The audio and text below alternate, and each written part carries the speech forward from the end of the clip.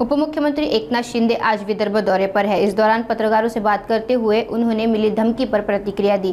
शिंदे ने कहा वो ऐसी धमकियों से नहीं डरते। साथ ही शिंदे ने अन्य कई राजनीतिक मुद्दों पर अपनी प्रतिक्रिया दी।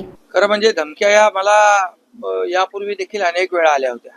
म्हणजे अगदी मी जेव्हा शाखा प्रमुख होतो तेव्हा आमचे आनंद दिघे साहेब होते, त्यावेळेस देखील लेडीज बार बंद केले त्या काळात। त्यावेळेस देखील खूप धमक्या आल्या,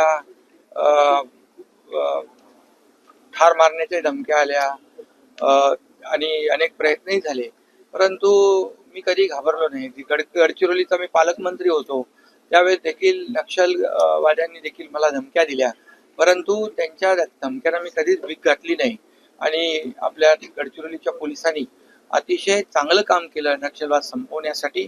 त्याचबरोबर गडचिरोलीमध्ये पहिला प्रकल्प सुरू करण्याचं काम या ठिकाणी मी केलं सुरजागडमध्ये, आणि त्यामुळे नक्कीच आता तिथल्या हाताला काम मिळतोय आणि गडचिरोली देखील आपण बघताय की नक्षलवाद जवळपास संपुष्टात आलाय आणि केंद्रीय गृहमंत्री अमित शाह साहेबांनी देखील सांगितले 2026 पर्यंत आपला देश नक्षलमुक्त करायचा।